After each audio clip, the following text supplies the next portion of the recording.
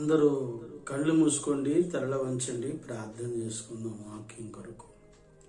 ప్రేమ స్వరూపి దయగల తండ్రి, నీకు స్తోత్రాలయ్యా.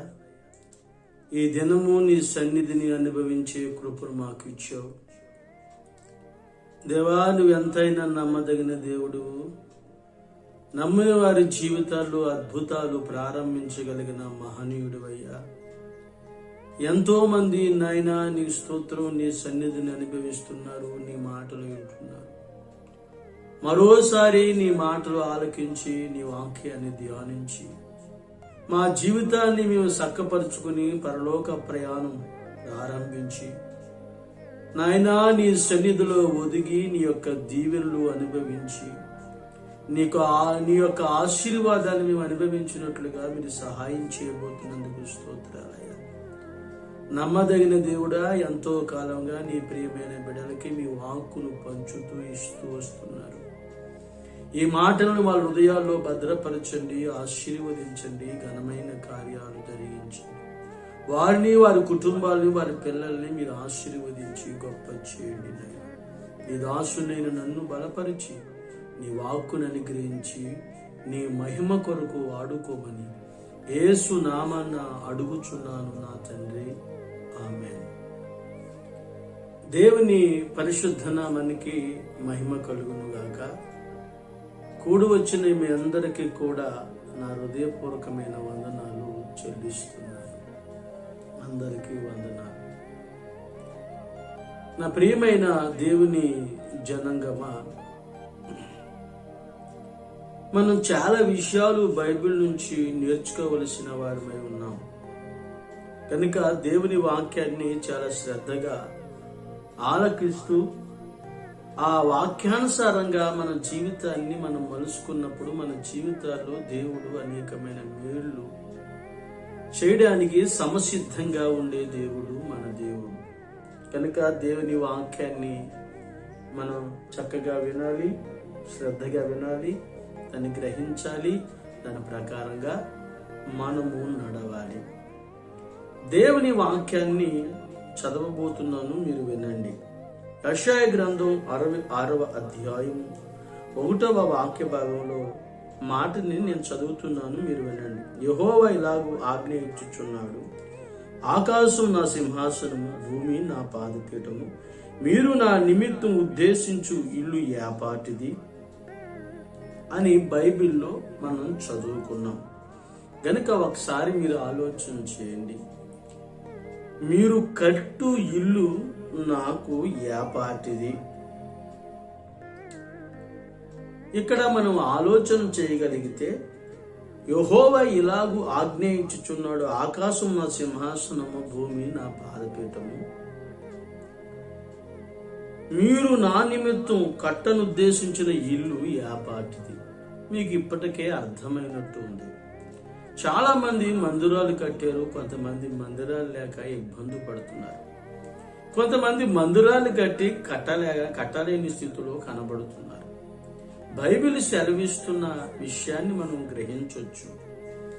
ఏమని రాయబడి ఉంది అంటే, మీరు నా నిమిత్తం కట్టనుద్దేశించిన ఇల్లు ఏపాటిది. ఆకాశం నా సింహాసనము, భూమి నా పాదపీఠం.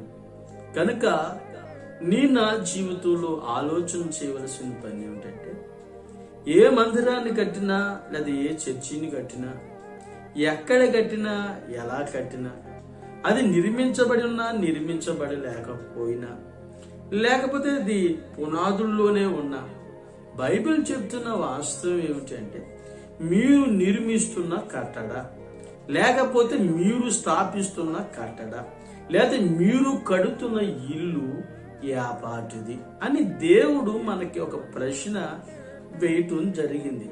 బైబిల్లో మనం చదువుకుందాం.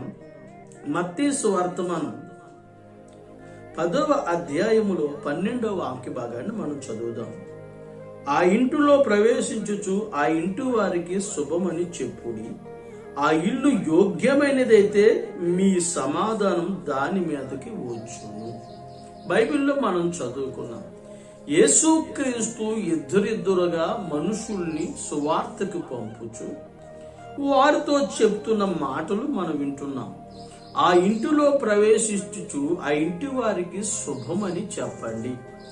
యోగ్యమైన ఇల్లు అక్కడ ఉంటే మీ సమాధానం దాని మీదకి వచ్చును. గనుక నా ప్రియమైన సహోదరులారా, మీరు గ్రహించండి ఒకసారి. ఇక్కడ భౌతికమైన ఇల్లు కొరకు రాయబడ్డది, అక్కడ ఆత్మ సంబంధమైన ఇల్లు కొరకు రాయబడింది. అక్కడ దేవుని ఇల్లు కొరకు రాయబడి ఉంది. గనుక అది దేవుని ఇల్లైనా లేదా మనుషులు నివసించే ఇల్లైనా దానికి ఉండవలసిన అర్హత ఏమిటి అంటే యోగ్యత. చెప్పండి ఒకసారి, యోగ్యత. ఎవరైతే యోగ్యత కలిగి ఉంటారో, ఏ ఇల్లైతే యోగ్యంగా మార్చబడిందో, ఆ యోగ్యత కలిగిన విశేషాలు ఆ ఇంట్లో ఉన్నాయో ఆ ఇంటి మీదకి సమాధానం వస్తుంది. అంటే వివాదం ఉన్నట్టు కాదు. ప్రార్థన చేస్తే కార్యం జరగటమే సమాధానం. నెమ్మదిగా జీవించటమే సమాధానం. దేవుని బిడలు అని చెప్పుకుంటూ నివసిస్తున్నా దేవుని ఆశీర్వాదం లేకపోవటమే అసమాధానం. ఇంకా మనం చెప్పాలి అనుకుంటే, ఏది చేసినా, ఎలా ఉన్నా, ఏది ప్రవర్తించినా, ఏది తిన్నా, నువ్వు ఏది అనుకున్నా, ఏది సాధిస్తున్నా సమస్త విషయంలో సమాధానం కలగాలి. పంట వేస్తే పంటలో సమాధానం, పొలంకి వెళ్తే పొలంలో సమాధానం, ఉద్యోగానికి వెళ్తే ఉద్యోగంలో సమాధానం. ఎక్కడ చూసినా సమాధానం కలగాలి అనుకుంటే తప్పనిసరిగా ఆ ఇల్లు యోగ్యమైన ఇల్లుగా ఉండాలి. గనుక బైబిల్ చెప్తుంది, మీరు కట్టనుద్దేశించిన ఇల్లు నాకు ఏపాటిది. ఇక్కడ రాయబడి ఉంది భౌతికమైన ఇల్లు కొరకు. అది భౌతికమైన ఇల్లు అయినా దేవుని ఇల్లు అయినా యోగ్యకరమైన ఇల్లుగా ఉండాలి. ఎవరైతే యోగ్యకరమైన ఇంటిలో ఉంటారో, ఎవరైతే యోగ్యకరమైన ఇంట్లో నివాసం చేస్తారో వారందరికీ కూడా, వారి మీద అందరికీ కూడా దేవుని సమాధానం వస్తుంది. పేతురు మాట్లాడుతుంటే కొర్నేలింటి వారి పైకి దేవుని ఆత్మ దిగి వచ్చినట్లుగా, దేవుని ఆత్మ దిగి వచ్చినట్లుగా, వారంతా భాషలతో దేవుణ్ణి మహిమపరుచున్నట్లుగా నా జీవితంలో కూడా ఆగి ఒక్కసారి ఆలోచిస్తే ఎంతవరకు నీ కుటుంబంలో యోగ్యత ఉంది? అసలు యోగ్యత అంటే నీకు తెలుసా? యోగ్యత అంటే నీ పిల్లలకు చెప్పగలిగావా? నీ ఇల్లు యోగ్యతలోనే ఉందా? ఒకసారి ఆలోచించు. ఆ ఇంటి వారికి శుభమని చెప్పండి. ఆ ఇల్లు యోగ్యమైనది అయితే మీ సమాధానం వచ్చును. అది అయోగ్యమైనది అయితే మీ సమాధానం మీ వెనక వచ్చును. గనుక ఒక్కసారి మీరు ఆలోచించండి. ఇల్లు యోగ్యకరమైనదిగా ఉండాలి. అలా యోగ్యకరమైనదిగా ఉన్నప్పుడు మాత్రమే దేవుని బిడ్డలు దేవుని యొక్క ఆశీర్వాదాన్ని, లేకపోతే ఆ సమాధానమును, లేకపోతే ఆ సంతృప్తిని వారు అనుభవిస్తారని లేఖనం చెప్పుచుంది. కనుక దేవుని వాక్యాన్ని విందాం. మత్తయి సువార్త 21వ అధ్యాయములో 42వ వాక్య భాగాన్ని చదువుతున్నాను, వినండి. మరియు యేసు వారిని చూసి, ఇల్లు కట్టువారు నిషేధించిన రాయి మూలకు తలరాయను. ఇది ప్రభు వలనే కలిగెను, అది మన కనులకు ఆశ్చర్యము అని రాయబడింది. ఒకసారి మీరు ఆలోచన చేయండి. మత్తయి సువార్త 21:42 వచనాన్ని కనుక మీరు చదివినట్లయితే, ఇల్లు కట్టువారు నిషేధించబడిన రాయి మూలకు తలరాయను, అది ప్రభు వల్ల కలిగెను, అది మన కనులకు ఆశ్చర్యము అన్న విషయాన్ని మీరు లేఖనంలో చదివి ఉన్నాం. మనం కనుక ఒక్కసారి ఆలోచన చేయండి. నీ ఇంటికి యోగ్యత ఉండాలి అంటే, లేకపోతే దేవుని ఇంటికి యోగ్యత ఉండాలి అంటే, మొట్టమొదట యోగ్యత ఏమిటి అంటే, మొట్టమొదటిగా మనం చదువుకున్నది ఏంటంటే, ఇల్లు కట్టుటకు నిషేధించిన రాయి తలకు మూలరాయి అయిందంట. అంటే అర్థం ఏమిటి? ఒక్కసారి మీరు ఆలోచన చేయండి. ఇల్లు కట్టడానికి పని చేయాలి, ఇల్లు స్థాపనకి పనిచేయలే. ఇల్లు కట్టడానికి నిషేధించబడింది. ఎవరు నిషేధిస్తారో? ఇల్లు కట్టువారు నిషేధిస్తారు. అంటే ఒక ఇంటికి నిర్మాణం చేపడితే దానికి ఇంజనీర్ ఉంటాడు, దాన్ని కట్టడానికి బేల్దేరి మేస్త్రి అంటే తాపి మేస్త్రి ఉంటాడు, ఇంకా పనివారంతా ఉంటారు. వీళ్ళంతా కలిసి చేసినప్పుడు ఒక ఇంటికి నిర్మాణాన్ని చేపడతారు. ఒక ఇంటికి నిర్మాణాన్ని చేపట్టినప్పుడే అది యోగ్యకరంగా కట్టబడుతుంది. ఆ కట్టడలో మనుషులు చక్కగా నివసిస్తారు. ఇది మనం తెలిసిన వార్త. అయితే నేను చెప్తున్న వార్త ఏంటంటే, ఇల్లు కట్టడానికి నిషేధించబడిన రాయి. అంటే ఆ ఇల్లు కట్టడానికి ఎవరైతే ఇల్లు కట్టాలనుకున్నారో ఆ రాయి నిషేధించారు, పనివారు నిషేధించారు. అది పనికిరాదు, ఇల్లు కట్టబడదు, ఇల్లు పాడైపోద్ది అన్న రాయిని తలకి మూలరాయిగా ప్రభు చేశాడంట. అది మన కనులకు ఆశ్చర్యం. ఒకసారి మీరు ఆలోచన చేయండి. పేతురు యోహానుని తీసుకుని పోయాడు. మార్కు సువార్త మనం 9వ అధ్యాయం 5వ వాక్య భాగాన్ని గనక మనం చదివితే, అక్కడ ఏలియా మోషే వారితో దర్శనములో మాట్లాడుతున్నారు. అప్పుడు పేతురు అంటే మంచిది, ఏలియాకొకటి, మోషేకొకటి, నీకొకటి 3 పర్ణశాల కడతాం.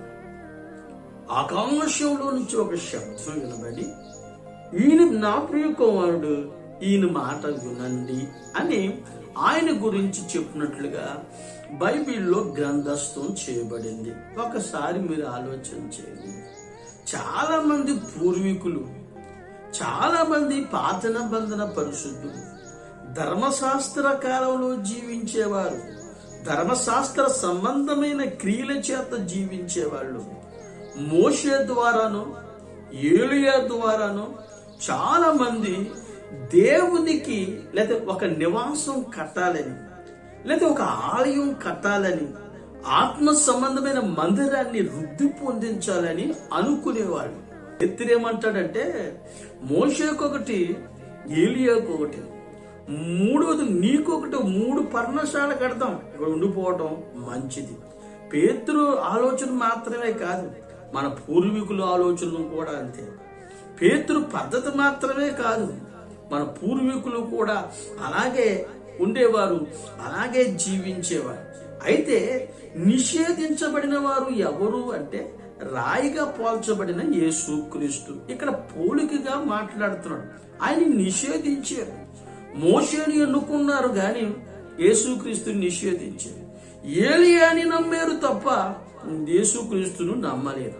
గనుక వారు ధర్మశాస్త్ర సంబంధమైన క్రియలు చేత, ధర్మశాస్త్ర సంబంధమైన ప్రవర్తన చేత, ధర్మశాస్త్ర సంబంధమైన అలవాట్ల చేత వారు దేవునికి ఒక ఆలయం గాని, దేవునికి ఒక మందిరాన్ని గాని వాళ్ళ కట్టాలనుకున్నారు. అలా జనములో నుండి గాని, భౌతికంగా గాని కట్టాలనుకున్నారు. కానీ నిషేధించబడిన యేసుక్రీస్తు ద్వారా, నిషేధించబడిన మన ప్రభు అయిన యేసుక్రీస్తు ప్రభుల ద్వారా యోగ్యకరమైన నివాసమైన గృహము కట్టబడింది. ఆమేన్, ఆమేన్, హల్లెలూయా. మోషే కట్టబడలా, ఏలియా ద్వారా కట్టబడలా. ప్రభు అయిన యేసుక్రీస్తుని ప్రజలంతా నిరాకరించిన, ప్రభు అయిన యేసుక్రీస్తుని ప్రజలంతా ఆయన్ను కొట్టివేసిన, ఆయన తునీకరించబడిన వాడిగా ఉన్న ఆయన తలకి మూలరాయిగా మార్చబడి దేవుని ఇల్లు కట్టడంలో ఆయన మూలరాయిగా స్థాపించబడ్డాడు. గనుక ఒకసారి మీరు ఆలోచన చేయండి. సొలొమోను మందిరాన్ని కట్టాడు, అది భౌతికమైన మందిరాన్ని కట్టాడు. ఈ ప్రభు అయిన యేసు క్రీస్తు తలకు మూలరాయిగా ఉండి ఆ మూలరాయి పైన పునాది వేసి కట్టబడినట్లుగా చేయగలిగాడు. ఇది యేసుక్రీస్తు ద్వారా కలిగిన అమూల్యమైన యోగ్యకరమైన దేవుని ఇల్లు. ఇంకొక మాటను కూడా బైబిల్లో మనం చదువుకోవచ్చు. 1 పేతురు పత్రిక 2వ అధ్యాయం 6 వాక్య భాగాల్ని మీరు చదువుకోండి. నేను 5వ వాక్య భాగాన్ని చదువుతున్నాను. 5వ వచనం చదువుతున్నాను. యేసుక్రీస్తు ద్వారా దేవునికి అనుకూలమునగు ఆత్మ సంబంధమైన బలులు అర్పించుటకు పరిశుద్ధమైన యాజకులుగా ఉండునట్లు మీరును సజీవమైన రాళ్ల వలె ఉండి ఆత్మ సంబంధమైన మందిరంగా కట్టబడుచున్నారు. ఏలయనగా ఇదిగో నేను ముఖ్యమును ఏర్పరచబడింది అమూలమగు మూలరాతిని సియోన్లో స్థాపించి ఉన్నాను. ఆయన యందు విశ్వసించువాడు ఎంత మాత్రము సిగ్గుపడడు అని రాయబడింది. కనుక ఇక్కడ మనం బాగా చదువుకున్న విశేషం ఏంటంటే చివరిలో 7వ వాక్య భాగం, ఇల్లు కట్టువారు ఏ రాతిని నిషేధించారో అదే మూలకు తలరాయి అయింది అన్న విషయాన్ని గ్రహించవచ్చు. ఇప్పుడు యేసుక్రీస్తు మూలకు తలరాయిగా మార్చబడ్డాడు.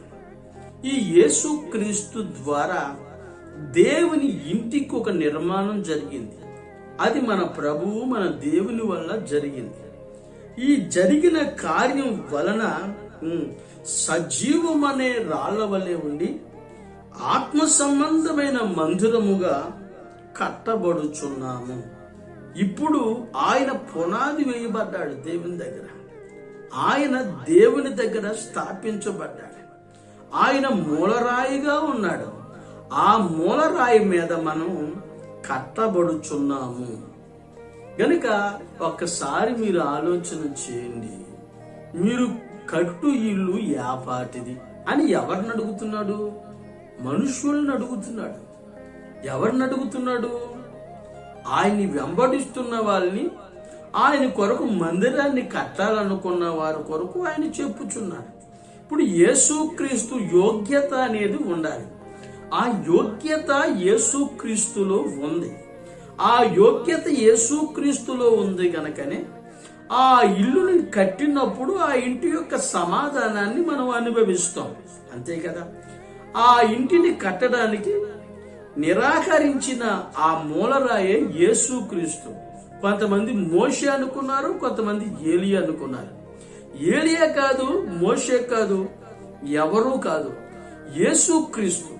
యేసుక్రీస్తును కాదన్న ఆయన్నే యేసుక్రీస్తు తలకి మూలరాయిగా నియమించి ఆయన్ని స్థాపించి మనము ఆయన మీద చక్కగా అమర్చబడి కట్టబడినట్లుగా దేవుని ఇల్లు నిర్మాణము జరుగునట్లుగా చేయగలిగాడు. గనుక నా జీవితంలో కూడా సజీవమనే రాళ్ల వలె ఉండి ఆత్మ సంబంధమైన మందిరమగుటకు మనం వృద్ధి పొందుచున్నాము.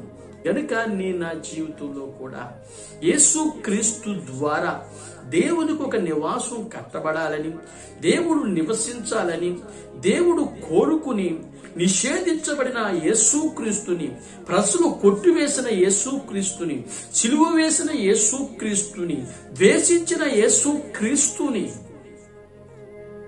మూలరాయిగా స్థాపించి ఆయన మీద చక్కగా మనం అమర్చబడి కట్టబడినట్లుగా ఆత్మ సంబంధమైన మందిరముటకు వృద్ధి పొందినట్లుగా ఆయన గొప్ప కార్యాన్ని చేసి ఉన్నారు.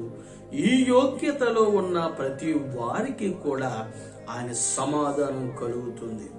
ఎఫెసీ పత్రిక 2వ అధ్యాయము 20-21 వచనాన్ని కనుక మనం గ్రహించున్నట్లయితే అక్కడ చాలా స్పష్టత మనకుంది. క్రీస్తు యేసే ముఖ్యమైన మూలరాయి ఉండగా అపోస్తులు ప్రవక్తులు చేసిన పునాది మీద మీరు కట్టబడుచున్నారు. ప్రతి కట్టడం ఆయనలో చక్కగా అమర్చబడి ప్రభువునందు పరిశుద్ధమైన దేవాలయం ఒకటకు వృద్ధి పొందుచున్నది అని రాయబడి ఉంది. ఒకసారి నా ప్రియమైన సహోదరులారా, అపోస్తులు ప్రవక్తులు వేసిన పునాది మీద మీరు చక్కగా కట్టబడుచున్నారు. క్రీస్తు యేసే ముఖ్యమైన మూలరాయి ఉండగా అపోస్తులు ప్రవక్తులు వేసిన పునాది మీద మీరు కట్టబడుచున్నారు. ప్రతి కట్టడము ఆయనలో చక్కగా అమర్చబడి ప్రభునందు పరిశుద్ధమైన దేవాలయం ఒకటకు వృద్ధి పొందుచున్నది. నా ప్రియమైన సహోదరులారా, మీరు ఆలోచన చేయండి. యేసుక్రీస్తు మూలరాయిగా ఉన్నాడు. ఆయన్ని బట్టి అపోస్తులు ప్రవక్తలు పనివారిగా ఉండి, లేదా సేవకులుగా ఉండి, లేదా ప్రవక్తలుగా ఉండి, అపోస్తులుగా ఉండి దేవునికి ఒక ఇల్లుని నిర్మాణం చేస్తున్నారు. ఇటుకతోనో, రాయితోనో, సిమెంట్తోనో, సువ్వతోనో కాదు, ఐరన్తోనో కాదు. వీటన్నిటితో కాక ప్రవక్తల ద్వారాను, అపోస్తుల ద్వారాను చక్కగా దేవుని ఇంటికి నిర్మాణం జరుగుతుంది. దానికి మూలరాయి ఎవరు? దానికి యోగ్యులు ఎవరు అంటే యేసుక్రీస్తు. యోగ్యతనే ఈ యేసుక్రీస్తు అనే మూలరాయి ద్వారా ఏం జరిగింది అంటే అపోస్తులు ప్రవక్తులు పని చేయటం వల్ల నీవు నేను రక్షించబడి, రక్షణ పొంది, ప్రవర్తన మార్చుకుని, క్రీస్తు సారూప్యంలోనికి మార్చబడి, పరిశుద్ధత నేర్పించబడి, చక్కగా ఆ యొక్క కట్టడాల్లో మనం కట్టబడుతున్నాం. కనుక ఒక్కసారి మీరు ఆలోచన చేయండి. మనం చక్కగా ఉన్నప్పుడే చక్కగా ఆ మూలరాయి మీద అమర్చబడతాం పనివారి చేత. ఇంకా మనం చెప్పాలి అనుకుంటే క్రమముగా కడతారు, అక్రమంగా కాదు, అన్యాయంగా కాదు. ఇంకా మనం చెప్పాలంటే చక్కగా కడతారు, క్రమముగా కడతారు. ఇంకా మనం చెప్పాలంటే భౌతికమైన క్రమాలు కాదు, ఆత్మ సంబంధమైన క్రమాలు, ఆత్మ సంబంధమైన సంగతులతో సరిచూచుచు చక్కగా వారికి నిర్మాణం చేపట్టి దేవుడు నివసించేంత దేవాలయాన్ని మనుషుల ద్వారా కడతారు. దేవుని నివాసం మనుషులతో కూడా ఉందని గ్రహించండి.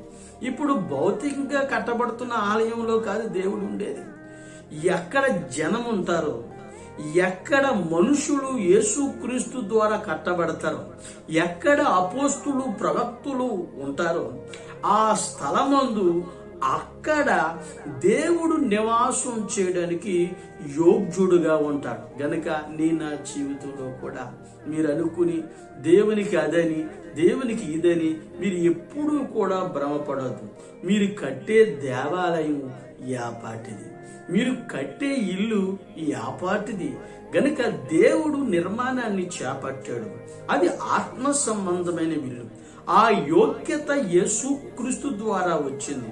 ఈ రోజున అలాంటి మందిరాలకి, అలాంటి నివాస స్థలానికి, అట్లాంటి ఆరాధనకి, అట్లాంటి వాక్యానికి, అట్లాంటి సహవాసానికి గనక నువ్వు వస్తే నీకు ఏం కలుగుతుంది? యోగ్యత ఉంటే సమాధానం కలుగుతుంది. గనక ముఖ్యమైన మూలరాయి ఉండగా అపోస్తులు ప్రవక్తులు వేసిన పునాది మీద కట్టబడుచు ఆత్మ సంబంధమైన దేవాలయం ఒకటకు మనం వృద్ధిని పొందుచున్నాము. గనక నా జీవితంలో దేవుడు నీతో, నేను చెప్తున్నా మరి, దేవుడు నీతో నివసించాలని ఆశపడుతున్నాడు. క్రీస్తు ద్వారా కట్టబడు, క్రీస్తు పద్ధతుల ద్వారా కట్టబడు. అలా ఎప్పుడైతే నువ్వు కట్టబడతావో ఆయన మీద చక్కగా వృద్ధి పొందుతావు. అప్పుడు దేవుని నివాసం మనుషులతో కూడా ఉందని ప్రజలు గ్రహిస్తారు.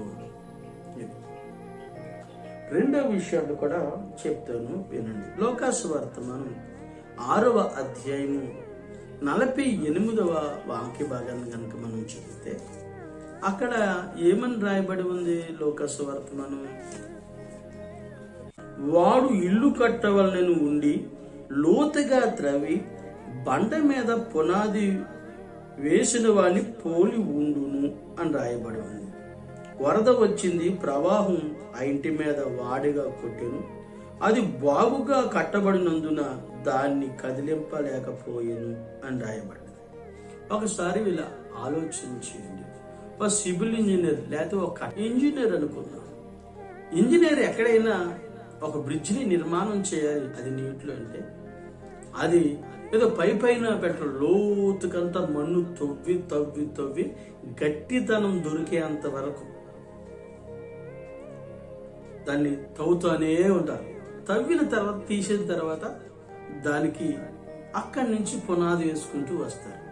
కనుక ఒకసారి ఆలోచన, గట్టితనం లేకుండా పొరపాటును కూడా బేస్ అనేది ప్రారంభించలేడు. గనుక ఒకసారి మీరు ఆలోచన చేయండి. వాడు ఇల్లు కట్టవలన నుండి లోతుగా తవ్వి బండ మీద పునాది వేసిన వాడిని పోలి ఉండును. ఇదే మీరు మత్తయి సువార్త మనం 7వ అధ్యాయం 25, 26 వాక్య భాగంలో మనం చదివితే అక్కడ ఏమని రాయబడి ఉంటుంది అంటే, బుద్ధిమంతుడు తన ఇల్లును నిర్మాణం బండ మీద కట్టుకున్నాడు, బుద్ధిహీనుడు ఇసుక మీద తన ఇంటిని నిర్మాణం చేశాడు. వరద వచ్చింది, గాలి వచ్చింది, ప్రవాహం వచ్చింది. బండ మీద కట్టబడ్డవాడి ఇల్లు స్థిరంగా నిలిచి ఉంది. ఇసుక మీద కట్టుకున్నవాడి ఇల్లు పాడు గొప్పదని చెప్పుకున్నారు. ఒకసారి మీరు ఆలోచన చేయండి. ఒకసారి మీరు ఆలోచన చేయండి. బండ మీద కట్టుకున్న వాడికి ప్రవాహం వచ్చింది, వరద వచ్చింది, కానీ ఆ ఇంటికి ఏమీ జరగలేదు. బుద్ధిహీనుడు ఇసుక మీద కట్టుకున్నాడు. ఇప్పుడు కూడా చాలా మంది ఇసుక మీద నిర్మాణాలు చేపట్టారు. కానీ నేను చెప్తున్న విషయాన్ని మీరు ఆలకించండి. ఇది భౌతికంగానా ఆత్మీయంగానా అన్న విషయాన్ని మీరు తీసుకోవలసి ఉంటుంది. బండ మీద కట్టుకున్నవాడిది గట్టిగా ఉంటుందని చెప్తావా, ఇసుక మీద కట్టుకున్నవాడిది గట్టిగా అని చెప్తావా? బండ మీద కట్టుకున్నవాడిది గట్టిగా అని చెప్తావు సామాన్యం. ఓకే, అది భౌతికంగా. అయితే నా మాట విని దాని ప్రకారముగా జీవించినవాడు లేకపోతే కట్టుకున్నవాడు. చదవండి మత్తయి సువార్త మనం 7వ అధ్యాయము 25వ వచనం చదువు. కాబట్టి ఈ నా మాటలు విని వాటి చొప్పున చేయు ప్రతివాడు బండ మీద తన ఇల్లు కట్టుకుని బుద్ధిమంతుని పోలి ఉండును. గాలి విసిరి ఆ ఇంటి మీద కొట్టెను గాని దాని పునాది బండ మీద వేయబడిన గనుక అది పడలేదు. మరియు ఈ మాటలు విని వాటి చొప్పున చెయ్యని ప్రతివాడును ఇసుక మీద తన ఇల్లు కట్టుకుని బుద్ధిహీనుని పోలి ఉన్నాడు. వాన కురిచెను, వరద వచ్చెను, గాలి విసిరి ఆ ఇంటి మీద కొట్టెను, అప్పుడు అది కూలబడిను, దాని పాడు గొప్పదని చెప్పుకున్నారు అని రాయ. కనుక ఇక్కడ ఏమని చెప్తున్నాడు యేసుక్రీస్తు అంటే, ఒక ఇంటి నిర్మాణం కొరకు చెప్తున్నాడు. బండ మీద కట్టుకున్నాడు, ఒకటి ఇసుక మీద కట్టుకున్నాడు. గాలి వచ్చింది, వాన వచ్చింది, వరద వచ్చింది, గాలి కొట్టగా తను ఆ ఇసుక మీద కట్టుకున్న వాడిది యొక్క పాడు గొప్పదని చెప్పారు. ఓకే, ఇక్కడ యేసుక్రీస్తు ఏం చెప్తాడంటే, నా మాటలు విని వాటి చొప్పున చెయ్యు ప్రతివాడును తన ఇల్లు బండ మీద కట్టుకున్న వాడిని పోలి ఉంటుంది. కనుక నా జీవితంలో మీరు గ్రహించవలసిన విషయం ఏంటంటే, ఇప్పుడు మీ జీవితాన్ని మీరు కట్టుకోండి. మీ జీవితాన్ని కనుక మీరు కట్టుకుంటే యేసుక్రీస్తు యొక్క మాట ద్వారా, ఎప్పుడైతే యేసుక్రీస్తు యొక్క మాట ద్వారా మీ జీవితాన్ని కట్టుకోవటం ప్రారంభిస్తారో, మీరు ఇసుక మీద కాదు బండ మీద కట్టుకున్నవాడు. ఇసుక మీద కట్టుకున్నవాడు వీళ్ళు వాన వస్తుంది, వరద వస్తుంది, ఏదో ఒక రోజు గాలి వస్తుంది, వాడి పాడు గొప్పదని చెప్పుకుంటారు. కానీ బండ మీద అట్లా కాదు. బండ ఒకటే, ఇసుక రేణులు రేణులుగా ఉంటుంది. పునాది తీయటం సులభమే, పునాది వేయటం సులభమే, అంతా సులభమే ఇసుక మీద. కానీ యేసుక్రీస్తు మీద కట్టబడ్డవాడు, యేసుక్రీస్తు యొక్క మాట మీద కట్టబడ్డవాడు, యేసుక్రీస్తు యొక్క బోధ మీద కట్టబడ్డవాడు, యేసుక్రీస్తు యొక్క పరిశుద్ధత ద్వారా కట్టబడ్డవాడు, గాలి వచ్చినా, వాన వచ్చినా, వరద వచ్చినా వాడికి శలనం ఉండదు, అది పడదు. కారణం ఏమిటి అంటే, యేసుక్రీస్తు మాట ద్వారా తన జీవితాన్ని కట్టుకున్నాడు. యేసుక్రీస్తు మాట ద్వారా తన ఇల్లుని నిర్మాణం చేపట్టాడు. కనుక నా జీవితంలో కూడా ప్రతి ఇంట్లో దేవుని మాట ద్వారా జీవించే వాళ్ళు కావాలి. దేవుని మాట ద్వారా కట్టబడే ఇల్లు కావాలి.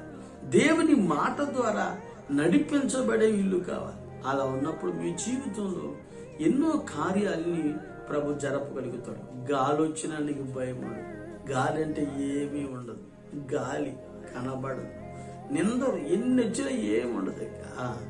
వరద వచ్చినా, ప్రవాహం వచ్చినా, ఆ ఇంటిని కొట్టినా ఏ బాధ దిగులు అనేది ఉండదు. అది అలా నిలబడుతుంది. అది ఇసుక మీద కట్టుకున్నాడు అనుకో, నిందలకు తట్టుకోలేడు, సమస్యలతో తట్టుకోలేడు, బాధలతో తట్టుకోలేడు, శ్రమతో తట్టుకోలేడు. ఈ శ్రమనైనా, ఈ వరదనైనా, ఈ గాలినైనా, ఈ ఇన్నొస్తున్న ఈ పొత్తులనైనా తట్టుకోవాలి అనుకుంటే యేసుక్రీస్తు మాట చొప్పున, యేసుక్రీస్తు మాట చొప్పున నీ జీవితాన్ని కట్టుకోవడానికి నువ్వు ఇష్టపడాలి. కనుక ఒకసారి మీరు ఆలోచన చేయండి.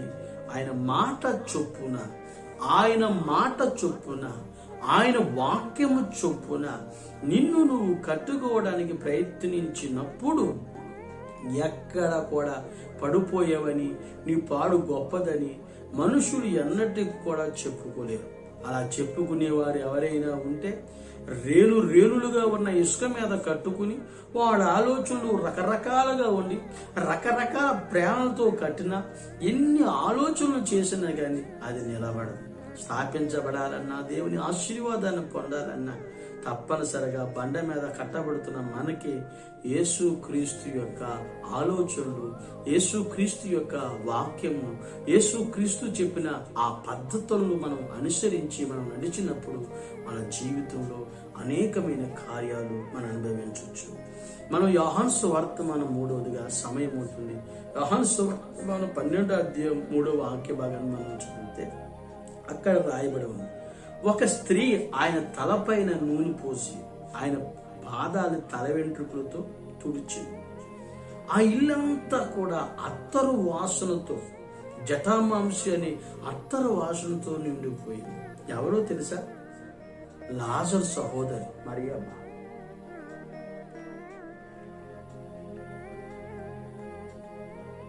ఇల్లంతా నిండిపోయింది. ఇక్కడ ఇల్లు మాట ద్వారా స్థాపించబడ్డది బండ మీద. అక్కడ ఇల్లు ఆమె యొక్క అత్తర చేత నింపబడింది, అత్తర వాసన చేత నింపబడింది. అంటే అర్థం ఏమిటి మీరేమనుకుంటారు? అత్తర సాక్ష్యం, మనిషి అయితే మన సాక్ష్యం, ఆ ప్రియులారు ఏంటన్నా మంచి సాక్ష్యం, మంచి వాసన వచ్చేస్తుందని చెప్తుంది. తప్పది. ఆయన్ని ఎంతగా ప్రేమించిందో అన్న విషయాన్ని విలువైన అత్తర పోసి ఆయన ఎంతగా ఆమె ప్రేమిస్తుందో అని చెప్పడానికి ఆ విలువైన అత్తరును తల మీద పోచి కొన్ని సందర్భాల్లో రాయబడింది. తల వెంట్రుకలు తోడుచుంది, ఆ ఇల్లంతా వాసనతో నింపబడింది. అంటే అర్థం ఏమిటంటే యేసు క్రీస్తును గనక మనం ప్రేమించటం నేర్చుకుంటే, భౌతికంగా కాదని చెప్పి మన దగ్గర ఉన్న విలువలు విలువైనవి కాదు. తన దగ్గర ఉన్నంత విలువైన అత్తరును కూడా తన తల మీద పోచి తల వెంట్రుకలతో తన పాదాలు తుడిచిందే ఆ స్త్రీ. ప్రేమ, ప్రేమ. కనుక ఒక్కసారి మీరు ఆలోచన చేయండి. ప్రేమ కలిగిన చోట ఆ ఇల్లంతా ఎలా ఉంటుందో తెలిసింది. ఓ పరిమళ వాసన వస్తుంది. ఓ పరిమళ వాసన అంటే ఇతరులు చెప్పుకునేటట్టుగా. ఇప్పుడు ఆ ఇంట్లోకి వెళ్తే ఏం చెప్తాబ్బా అంత అంతర వాసన. నీకు ఎవరైనా చెప్పారా? ఎవరైనా ఆలోచన ఇచ్చారా? లేదు. వాసన వచ్చింది అంతే. నీ గురించి వేరే వాళ్ళు సాక్ష్యం అమ్మ చాలా మంచిదమ్మా, మంచిదమ్మా, మంచి బిడ్డమ్మా, ప్రార్థన చేద్దామా, పాట పాడుతుంది, వేరే వాళ్ళు చెప్పాలి నీకు కష్టం. వాక్యం చదువుతుందమ్మా, ఆరాధన మాందమ్మా, అంత భక్తమ్మా, వేరే వాళ్ళు చెప్పాలి నీ గురించి. కానీ దేవుణ్ణి ప్రేమిస్తున్నావన్న విషయం నీకుంటే ఆ ప్రేమను ఆమె వ్యక్తీకరించి, ఆ ప్రేమను ఆయన మీద కుమ్మరించి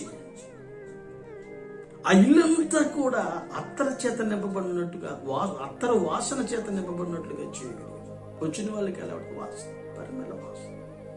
కనుక క్రీస్తుని ప్రేమించే ఇల్లులు ఉన్నంత వరకు, క్రీస్తును వెంబడించే ఇల్లు ఉన్నంత వరకు అది ఎప్పటికీ ప్రజల దృష్టిలో పరిమళ వాసనగానే ఉంటుంది. కనుక క్రీస్తును మీరు ప్రేమించండి, ఆయన అడుగుజాడుల్లో మీరు నడవండి, మీ గృహాధిపతిగా ఆయన్ని చేసుకోండి, ఆయనలో మీరు జీవించండి. ఆయన కంటే ఏది ఎక్కువగా మీరు చేసుకోకండి. మిమ్మల్ని మీరు ఆత్మను కుమ్మరించినట్లుగా ప్రభు సన్నిధిలో నిలవండి. మీరు మీ కొరకు పరిమళ వాసన అంటే ఇతరులు చెప్పుకునేటట్టుగా, ఇతరులు నీ గురించి మాట్లాడుకునేటట్టుగా చేయగలిగిన గొప్ప దేవుడు. ఒకటి చెప్పాను, దేవునికి మందిరముగా కట్టబడ్డాడు మారాయి. 2, ఒక మనిషి ఆయన మాట ద్వారా జీవిస్తే బండ మీద కట్టుకుంటాడు, స్థాపించబడతాడు. 3, ఆయన్ని కనుక ప్రేమిస్తే నీ గురించి ఇతరులు చెప్పుకునేటట్టుగా చేయగలుగుతాడు. కనుక తల్ల వంచండి, కళ్ళు వేయండి, ప్రార్థన చేసుకోండి. ప్రేమ స్వరూపి దయగల తండ్రి, నీకు స్తోత్రాలు. ఇంతవరకు మాట్లాడిన ప్రతి మాట కొరకు స్తోత్రం. దేవా, ఈ మాటలు మాలో నీరు కట్టి మీరు పల్లింపచేయండి. గొప్ప అభివృద్ధిని, ఆశీర్వాదాన్ని కలిగించేయండి. మీరు ఎక్కల చాటును భద్రపరిచి మహిమ పొందాలి. వింటున్న ప్రతి వారికి దీవెన, ఆశీర్వాదాన్ని కలిగించింది. కృప వెంబడి కృపను కలిగించింది. దేవా, ఘనమైన కార్యాలకు శ్రీకారం చుట్టూ వారి కొదువులన్నీ తీర్చి వాక్యానుసరమైన ప్రవర్తన, వాక్యానుసరమైన జీవితాన్ని అనుగ్రహించి కృపనిచ్చి మహిమ పొందము. యేసు నామమున అడుగుచున్నాము తండ్రి. ఆమేన్. ఆమేన్. Thank you. God bless you. వచ్చే సమయంలో కలుసుకుందాం. అంతవరకు సెలవు.